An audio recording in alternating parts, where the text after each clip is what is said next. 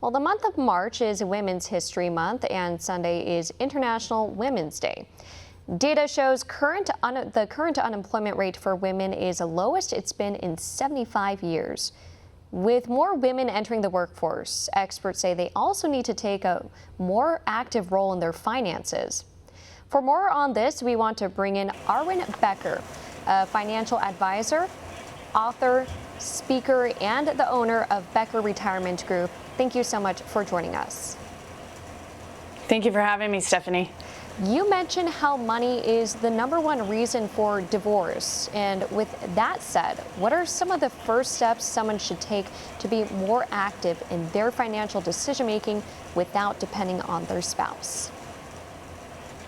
Well, I think very simply stated, you have to, especially as a woman, you have to take sole responsibility for your financial picture, even if you're married, because women and men think very differently. Women tend to go with the intangible of that emotional piece of, I just want to be okay, whereas men tend to be a little more goal-driven. So first, best understanding how the two of you see money individually and then getting on the same page. But really, I guess, from the 30 women's events that I give per year, I really just teach this message that whether you're married or single, the sole responsibility really falls on you to have your finances in order, because 80% of men die married and 80% of women die single.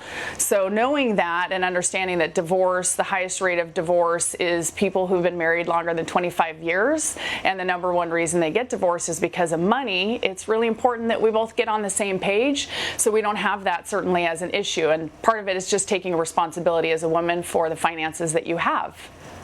This leads to my next question, which revolves around communication. How vital is it to discuss finances in order for a marriage to succeed? I think it's vital for communication for any part of a marriage to succeed. Money just tends to be the most common issue that people argue about. So making sure that we've sat down together as a couple and that we've identified what your values are as an individual, what your spouse's values are as an individual, and then find a way to couple those so you're both on the same page. I mean, that's really the biggest, most important piece of it, is making sure that you're first starting from a collective same space instead of this disjointed, I'm figuring out what I did from, watching my parents. My spouse is figuring out what they did from watching their parents, but we've got to make sure that both of us are communicating on that, and that really starts from day one.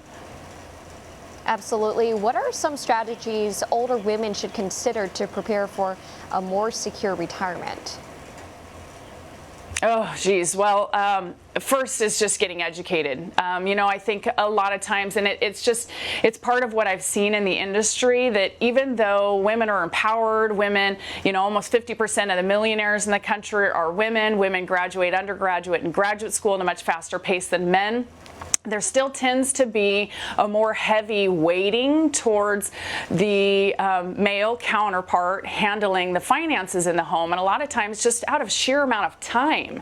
If women are taking care of kids or they're taking care of ailing parents, they just don't have the time, a lot of time, to devote to it, and so they put it off and they leave it for somebody else to do. So understanding that the likelihood that you as a woman are going to be the last woman standing handling your own finances, you've got to make sure that you've taken the time, that you understand where your money is, that you understand how that's going to benefit you in your marriage, because the likelihood of you outliving your spouse is very, very high. And so it's really about just starting with communication and then education. I think a lot of women get a little bit intimidated about looking into their finances because they don't think they're going to be able to understand it, or they think it's going to be, just words and boring and, all these things that I've heard. But, women are great investors. They really are. And if they really trust their intuition and believe that they can, it's now just putting forth the effort to get educated. Want to see more videos like this? Click on the link below and subscribe to One America News on YouTube, and call your cable provider and kindly demand that One America News is added to your lineup. Call and subscribe today.